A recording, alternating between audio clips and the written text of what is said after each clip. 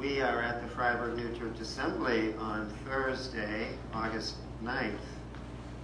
I'm Gard and my topic is on empathy, a central idea in Emanuel Swedenborg's practice of charity. So, thank you all for being here. So in this talk, I've got a couple of questions that are of interest to me that I'd like you to consider with me. The first is to wonder, after hearing what Swedenborg found to be the state of charity in his own day, what would he find to be the state of charity in the world of our day? What might he say? And then I will imagine with you what a practice of charity might look like in full bloom, full flower, in the form of a genuinely exceptional person. The 1 in 10,000 about whom we can read in books, whose love of others, whose sensitivity, and whose effect on others can be life-changing. So my question is, what would that person know and report about their practice of charity? What would that person be attending to if you or I were to be in their presence?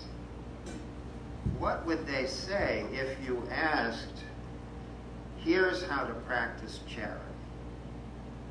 Okay, so these and a few other questions I'd like you to consider with me in the course of my talk.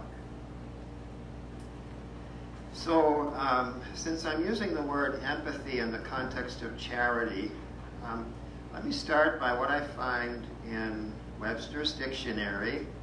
Altruism is the practice of unselfish concern for, or even devotion to the welfare of others. So altruism is devoted to others, and it is the opposite of egoism. It's a general attitude. I'm altruistic. Kindness is defined as an action. It's coming from a good or a benevolent disposition. So kindness is a kind action that an altruistic person might perform. While empathy is an intellectual understanding of the feeling and a feeling for. So empathy is an intellectual understanding and feeling for the thoughts, feelings, and life situation of another person. It's being able to be in their world and understand it as they understand it. So that's empathy. So I've used those three words, altruism, kindness, and empathy, in the context of our talk this week, or our theme this week. Well, actually, let me correct that. In the context of the practice of charity. So really what I would like to focus on with you this morning is the practice of charity. And as I understand that, it involves all three. Empathy is part of charity. Kind actions, part of the practice of charity as I understand it. And of course, altruism is. So what's the basic definition of charity as it will be used in this talk? So I'll generally be talking about the phrase. You'll hear it because I'll be quoting from Swedenborg in a moment. And he uses the term doctrine of charity. Well, this is our first learning moment. Doctrine is actually teaching. It's a Latin word, doctrina. It means teaching. Teaching what?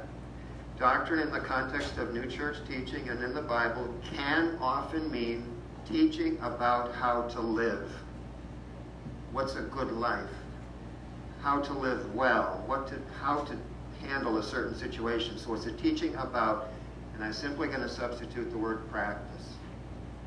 Doctrine and practice are really synonyms when I look at it that way. So I will not use the phrase doctrine of charity, practice of charity. And essentially, as we've learned this week in so many different fine talks, it would be the attempt to love others as much as much or more than we love ourselves under all kinds of circumstances, difficult as we learned this morning and somewhat ordinary as we wish to practice from day to day. So charity is essentially learning to love, caring for others and understanding them as much or even more than we love and care about ourselves in a healthy way. Why? Because it's grounded in divinity. It's grounded in the Lord. It's the Lord's operation in us, as we would find in Swedenborg. So that gets us started. And so I'd like to take you on a little historical tour for the moment and hear what Swedenborg wrote in about 1750 in his world about the state of the practice of charity. And it was not good. So this is what we find. It's at the very beginning of his exegesis of the book of Exodus. And he writes that the practice of charity, now he's looking back, was practiced in the ancient churches, and that it joined all churches together and made one out of many. For they acknowledged as people of the church all who lived in the good of charity, and they called them brothers and sisters, however greatly at variance there may have been their thoughts about how to live their own lives. In these things one instructed another, and this was among their works of charity. And they were not indignant if someone did not agree with their opinion of how to love one another, knowing that everyone received their ideas about how to love in proportion that they were in charity toward the neighbor. Such was the character of the ancient churches, that they were more interior people. And being more interior, they were more wise. For those who are in the good of love and charity are, as to their internal person, in heaven, and in an angelic society, in which is in their like good. From this they had an elevation of their mind to interior things, and consequently to things of wisdom. For wisdom can come from no other source than heaven, that is, through heaven from the Lord. And in heaven there is wisdom, because there they are in good. But in the course of time, this ancient wisdom decreased. Swedenborg is writing in about the year 1750. But in the course of time, he observes, this ancient wisdom decreased. For insofar as the human race removed itself from the good of love to the Lord and charity toward the neighbor, so far it removed itself from wisdom, and so far itself from heaven. And from this it is that people, from being internal and knowing internal things, became external, and this more and more. He goes on to say, and when they became external, they became worldly, by which he means materialistic, and the word corporeal, bodily, is translated, but really that means, in the New Century Edition, really what that means is self-centered. So in the course of time, he observed that people became, in the ages that he was observing in his own age, more materialistic and more self-centered. And when this character develops, one no longer cares for things of heaven, for they have been so far removed that they scarcely believe that they exist. So there, he's getting toward the end now. So from there it is that the practice of charity that was so precious among the ancients is at this day, is 1750 Europe, basically, among the lost things, he says. For who at this day knows what genuine charity is? Who knows what the genuine sense of the neighbor is? And when yet this idea abounds in so many great things that cannot be described even to 1,000th part, the whole sacred scripture is nothing else than the doctrine, the teaching of love and charity. As the Lord teaches, thou shalt love the Lord thy God from all thy heart, with all thy soul, with all thy mind. This is the first and great commandment. And the second is like unto it, thou shalt love the neighbor as thyself. On these two commandments hang all the law and the prophets. He concludes, as the practice of charity is at this day one of the lost things, it is of the mercy of the Lord that this doctrine may be restored to the church, which Swedenborg, of course, believed was part of his mission. So, in 1750, as Swedenborg observed in essentially Europe, and I will observe with you, there were roughly three areas of life that Swedenborg commented on, and very generally they were corruption in the governance that he observed. It was hypocrisy among the religious that he observed, and it was arrogance among the scientific community. Corruption, hypocrisy, and arrogance. And he found very little evidence that anyone knew anything about the internal life such that charity could be practiced. So, this leads me to a question. What might Swedenborg report today if somehow you were able to be with Swedenborg and you could provide him with your view of the world today? And I'm just going to list three things. They're very, very general, that anyone might agree might be the case, that kind of correlate to what Swedenborg saw. These were big shapes. So I just picked out what I observed to be the case, that there seems to be a state of unending war in the Middle East. We have episodes of genocide in the Balkans and today in South Asia. And we have polarized ideologies in Western democracies. So we have violence and states of war. We have one race of another, one tribe of another practicing genocide, and we have polarized ideologies. I'm just saying that those are three possible areas of life today. And my question is, if you were to assess your own view of life today, do you believe that Swedenborg would say charity is among the lost things? Or do you believe he would be able to see through your eyes that, oh no, there is a robust practice of charity in the world today? So I'm going to follow the lead of some others, ask you simply to talk with your neighbor, and more or less come up with one or the other. Are the lost things or no? There's some robust, and maybe just share where you see evidence if you find that there is evidence of charity in the world today. Please do that for a moment with your neighbor. Twos or threes. Hypocrisy and arrogance. That's what's getting all the attention right now. But I do believe that there's a beginning working on charity in response to their violence.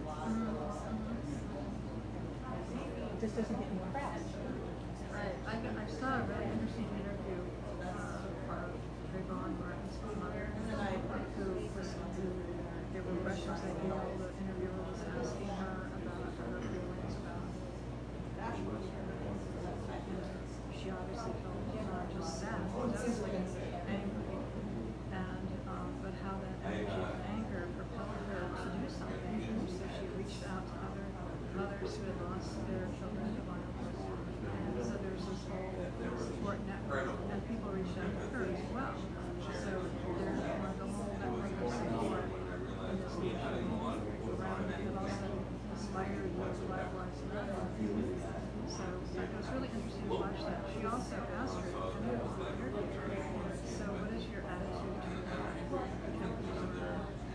She said, well, I have to be very honest about my feelings of this. I'm not ready to forgive them. But I'm concentrating on focusing on my own check that. And it's doing She recognizes and how maybe we'll go there, but it's not yet. right, exactly. And it reminds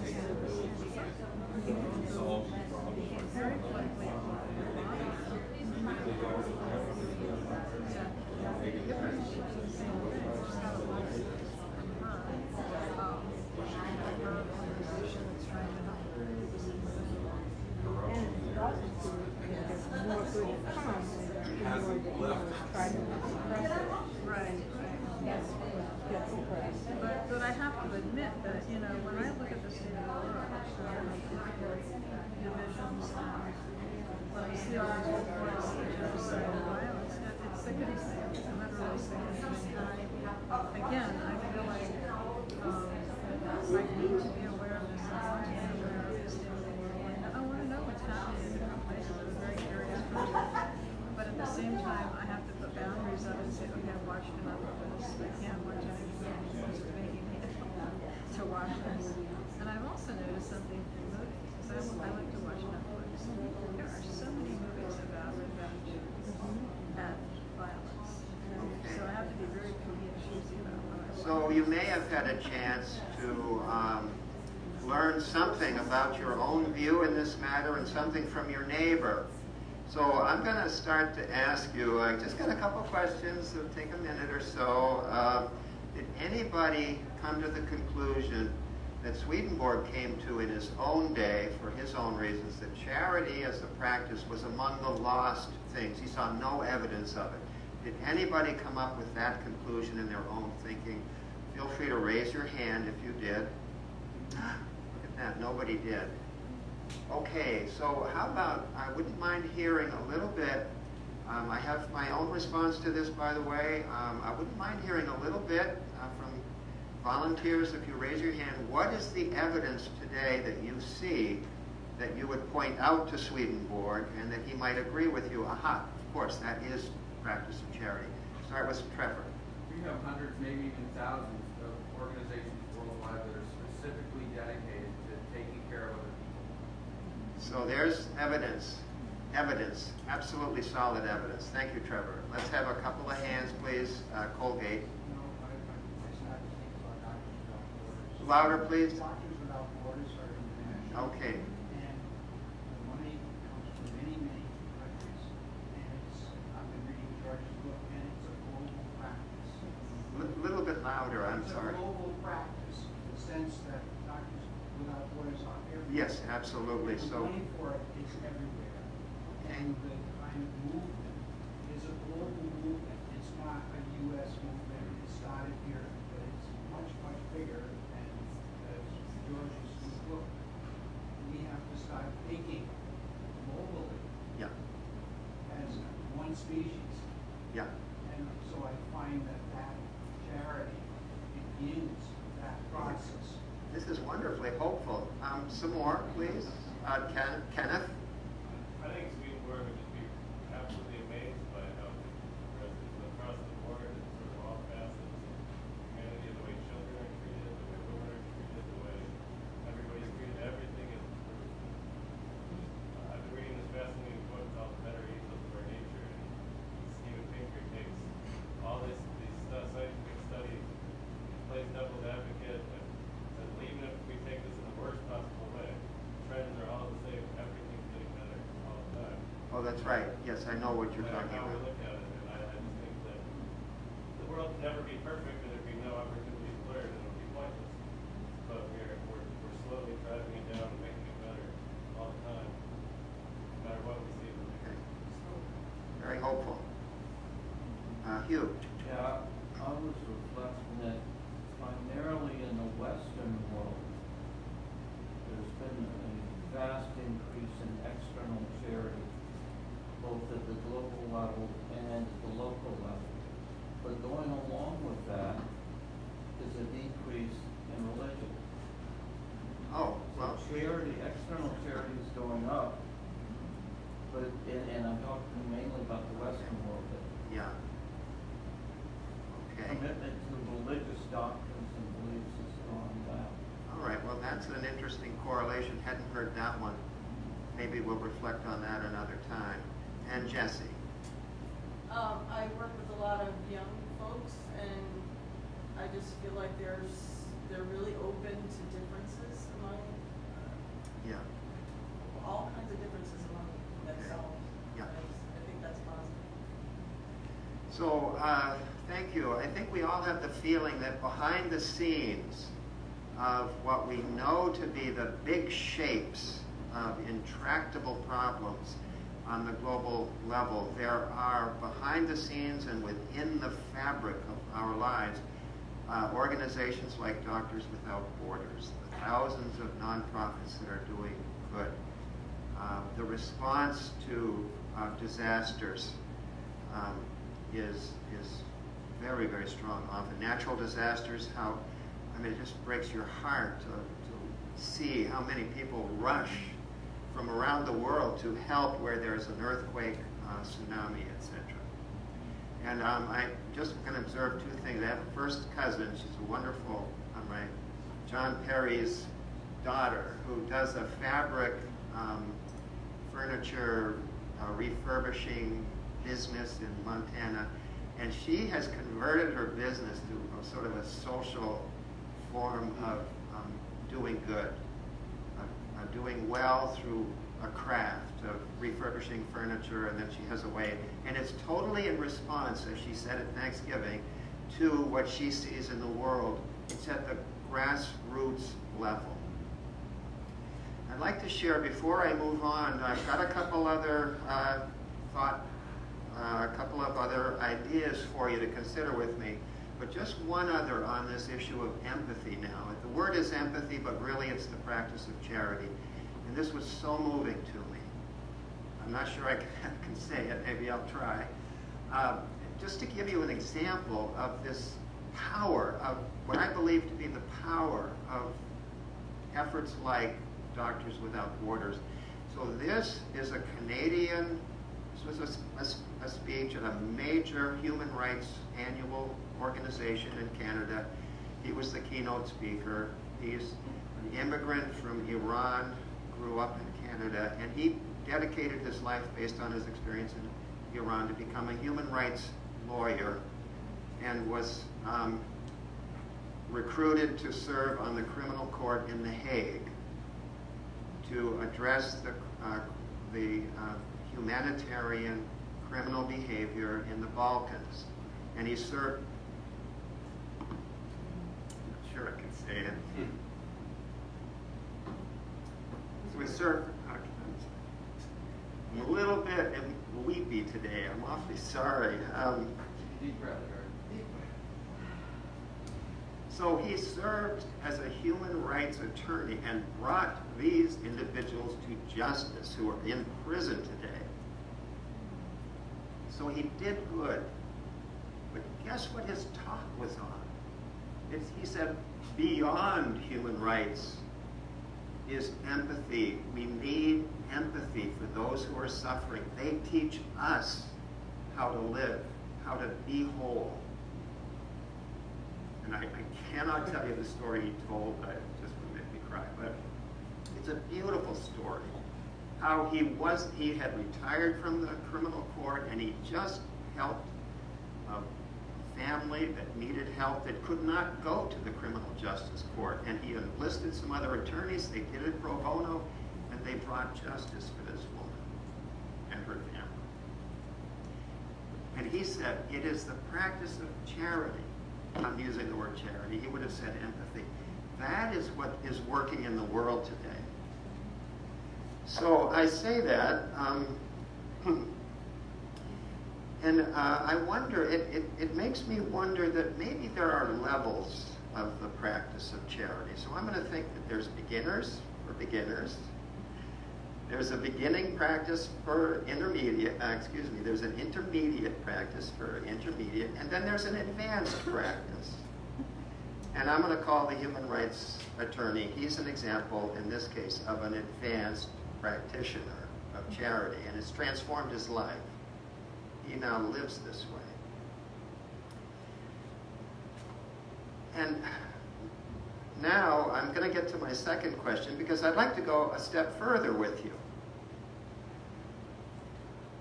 I wonder what the charity looks like in full bloom, in a form that is genuinely exceptional.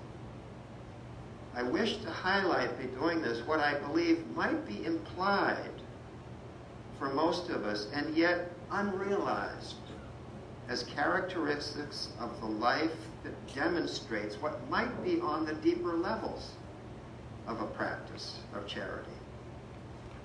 So to give you an idea of what I mean, I have in mind a person like Helen Keller. She comes to mind because I am told that when people were in her presence and felt her loving sphere, the keen intellect, her emotional sensitivity, her spiritual perceptivity, that people felt known, loved, and blessed, and they wept. So if you'll accept with me that this is an example that goes a little bit beyond, this is historic, this would be full flower. This is its realized form. What would it be like? So I write here that these are the people in whose presence we bask to get a glimpse of what the practice of charity in full bloom, what it might look like in a truly human form. Now, have any of you been in the presence? I don't think anybody here has met Helen Keller, although I did meet people who have met her. Perhaps you have known such a person. Or, and let's try this, as a child, and I'll just posit this, that you may have been this person. Some people have moments when they experience this and have this effect on others. It has happened. Others, as a child, may have felt this way in the presence of say, an elder family member, a grandmother, a grandfather, a great uncle, a great aunt, a teacher. That person would not have had to be a realized, I'm calling this a realized person in its full form. Because you may have been in a state of childhood innocence that allowed you to experience the effect of such loving and such understanding. So now that you have an idea of what I mean, what must that person have known about themselves and about others to be that way? What must have Helen Keller have known? And if you were to ask that person, what would she say in this case? How to practice charity? I would like to ask you to turn to your neighbor and just play with that idea just for a few minutes. What would she say? This is how to practice charity. If you asked her that and she was in your presence and she answered you, what might she say? Have fun. Please. You might have to use your imagination, by the way. Stretch.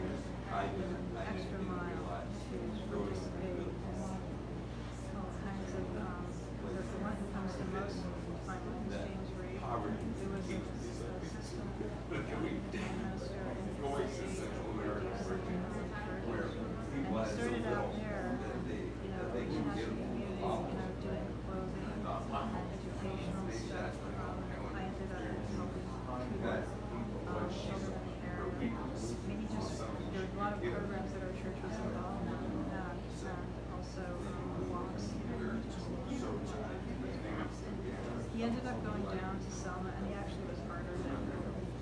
So that was like a huge loss. But to me, later in my life, I read his autobiography, the biography done by our administrator, and just reading how his life changed spiritually, and what courage it took to go down there knowing what could happen, because he knew that was to be for his. And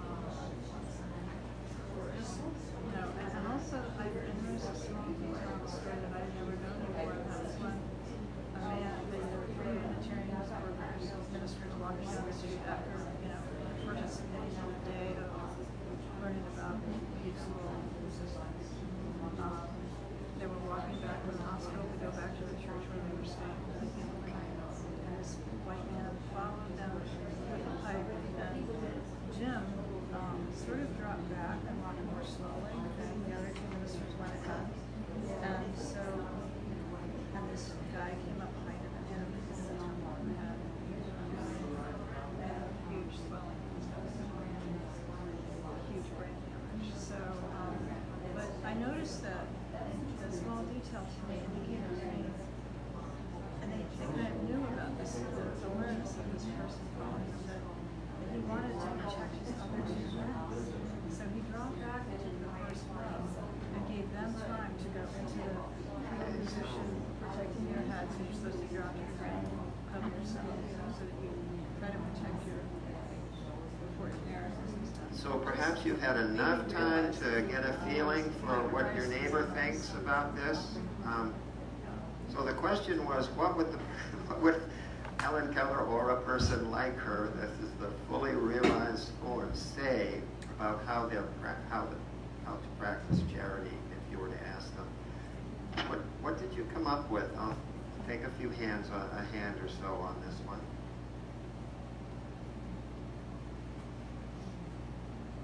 Colgate, and then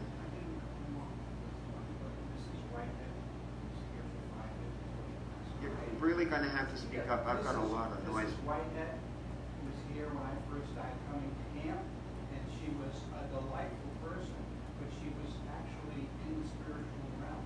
She could answer any question simply and beautifully, and it was like something else happened. And Okay. It's the first time that ever occurred. It's sort of like she had lived her life and progressed to the point where it was a heavenly voice. And I was pretty amazed. And I was at camp where she passed away in the 5th year that I had come to camp. But it was really interesting how she would answer a question, discussions that she would have with people. Okay. So you asked about finding other people, and I thought that's happening. It's probably happening to other people at camp also. There's a particular day where a conversation has allowed So, the sense of charity to come. okay. Thank you. You experienced that she may have been in the spiritual realm. So there's something right there. That's a characteristic, perhaps. Somebody else? Okay, I actually had Denise and then Gregory. I was just thinking of people who are, yes, they live in the spiritual realm in that they have the small stuff out of the way enough that they can respond to an individual at the moment and really just be with them in whatever their feelings or needs are. Okay, I'm going to write that one down. The spiritual realm and small stuff out of the way means that their attention is not on something else, it's on you. Right? Okay. I talked to Suzanne about the example of my minister, James Reed, who worked in the civil rights movement and ended up getting murdered in Selma, Alabama. But what I felt from him was a really deep awareness of a group of other people that were being persecuted in our country, and his willingness and courage that it took for him to make the decision to go and participate in that Selma march. So that was very moving to me. He ended up losing his life. He was murdered down there. But I think what I'm trying to emphasize is his deep awareness of the inner life of what was happening to a persecuted people in our nation, and then his courage to act, even risking his own life. So I'm going to write down that he was sensitive, aware of the injustice to others, even to the point of risking and giving up his own life. This is characteristic of, and remember I said this is about people we read in books. I'm not talking about what I think of as us, or, well, no, there may be someone in the room. I mean the ordinary folk. I'm talking about real exception now. I want to find out what is it in that way. So we're getting there. One more maybe on this side, or Susanna? Did I see any hands move over there? Susanna. Well, you were saying about real examples, and I was sharing with Red Wing that my great-grandmother was alive until I was about 11, and it was always a rule that no kids could sit in her rocking chair. And at one point, I just sincerely asked her, and she honored me as a person. She had beyond her own preference to not have any children in her chair, that I made a sincere request, and she honored me as a person, not just as a kid, but as a sincere seeker to sit in great-grandmother's chair. And she allowed me to sit in it. Okay, so she honored you. Yes. And that made a difference. Yes. See, now this is life-changing. See, we're getting there. Okay, so here's what's in store. I simply took one paragraph from the Arcana. It's paragraph, also known as Arcana Celestia, Secrets of Heaven. It's paragraph 978. And he talks, as he does elsewhere, about his view, Swedenborg's view of a fully realized person. He's writing about where the internals and the externals are open. And he has a little description there, and I've simply taken a very highly selective reading of that paragraph and brought a condensed version of it, and let's see how close it matches with what you've all come up with so far. So, in such a reading, an enlightened person, and I'm simply framing it this way, an enlightened person knows that there is an internal and an external within their person. This person knows, this person knows that hidden within every one of us is a certain kind of love and understanding. It corresponds to the angelic heaven. It is pure love and exquisite in understanding, and it is within us. Heaven is within us. This person would go on to say that the internal person is formed by pure love and that exquisite understanding, and it is from the Lord. That person would know that their external person was in touch with their senses and could see clearly what was going on around them. And they would have a conscious mind that was conscious of both realms at the same time. That's the so-called rational in Swedenborg. That's the conscious mind that is conscious of the internal exquisite love and understanding, and the external person to whom you're speaking, the body language, the words, everything. And it would be full. No distractions, no interference, and they would respond to you in a way that meant something. Does that sound familiar in terms of what we heard? Spiritual realm, small stuff out of the way, concentration was good, deep awareness of the suffering of others, because their mind would be very big, and honored you as a person with their attention. And Denise, I have a hand. Interestingly, the person you chose as an example was blind and deaf. Oh, So yes, she happened to be blind and deaf. One's externals didn't get in her way. Okay. So to speak. Actually, you know what? It occurred to me that after I picked Helen Keller, because she's so well known among the New Church people, she was a person of historic significance. Her life story, she had spoke around the world to thousands of people. She had impact on leaders of governments and countries, and I believe it's still felt today. Now, the interesting thing is she was blind and deaf. So does anybody know how it is? I mean, we know the story a little bit, but I'll just ask, and I'm willing to offer my idea here, because it does relate to what we're talking about. She was blind and deaf from the age of about 2, maybe even as young as 18 months, from a cerebral illness. How is it that she could so accurately hear what other people were saying and know what they were doing, know what the world looked like? Does anybody know? Want to take a guess? Okay, hang on just a second. How many people think they have an intuition, even if you don't want to say it? Or is it a complete mystery? You sort of think about it. Okay, do you want to say real briefly just one idea, and then I want to see if I can get to a couple others. I think because someone treated her with exquisite compassion, and that was Anne Sullivan, who taught her how to do sign language, and who taught her how to communicate with others. There it is. Okay, so I'm going to get, that was an aspect of it. I'm going to see how close we get to what some people think is how it happened. So, of course, it was Anne Sullivan. She was the miracle worker, by the way. It was Anne Sullivan who was the miracle worker, not Helen Keller. She's the teacher. It was her work that allowed Helen Keller. Of course, the water story, we know that one. Some do. Did anybody else have their hand and want to take? Okay, Roz? Just because I had experience working in pediatric rehab with children of a baby that was blind and deaf-blind. And so when she came to us, she was Helen Keller. She was deaf-blind.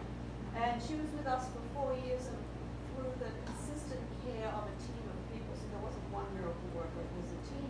Oh, yes. But she would be sitting up, watching and hearing TV, playing with you. There could see very little, you could hear just through vibration, but I think, it was one of those miracles of, because she got consistent attention and love, she was able to transcend the limitations that she had. Similar, consistent attention and love. One more. I saw a shaky hand from Martha. Any chance? Anyone?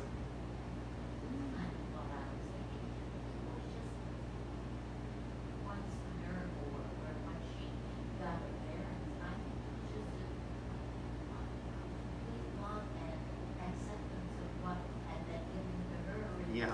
And she was allowed to give back. But I think it was love. I think if you asked her why she was like she was, I think it was love. simple love. So, okay. So what I'll do, this will be the conclusion of my remarks this morning, which began with the title On Empathy, a central element in the practice of charity. So charity is the big idea, the practice of charity as we read about. It's loving and caring about, understanding others as much as we love and care about ourselves and understand ourselves, because it is rooted in divinity. The Lord is operating in it. So that means it's healthy. We can afford to do it. You cannot afford to do it if you're loving others and it's unhealthy for you. So we've talked about that here, and we know what that's about. So we're talking about the healthy kind.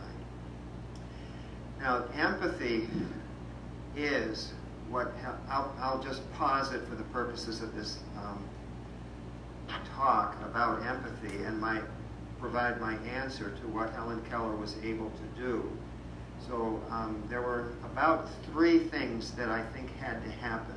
And the first was that she had to be befriended. Of course, her parents had to send her to Washington or call a teacher. They needed to help their daughter, so that helped. She came from a family that loved her and wanted her to be well.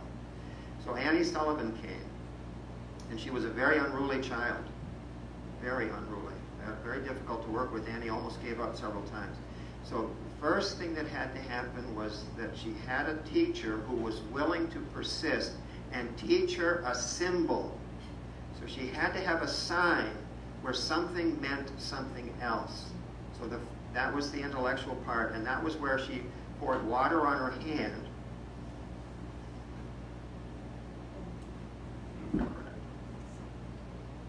And Annie had been forming symbols in her hand. But this is the only way that Helen Keller could communicate, by the way, which was touch. So the symbols on her hand was a sign language for letters and words. And suddenly she got it. Water. This is water. So she ran all over the house, pointing, picking up things. What is it? And she got a sign. So she couldn't see them, but she got names for them. Okay, so so Helen Keller was off and running, and she eventually, what she would do is she saw through other people's eyes. If she were here at the assembly, she could not see a thing, but she would walk out with one of us and say, what do you see? Now, well, actually, she would have to walk out with Annie Sullivan. She'd have to walk out with someone who could sign. And she knew about mountains, she knew about blue skies, she knew about rivers, and she experienced these as Annie experienced them. That is empathy. To see as another person sees, to hear as another person hears in their world. So she entered Annie's world, and she learned, and she saw as Annie learned, and anyone else who signed. The other one was Mr. Hitz, who taught her Swedenborgianism.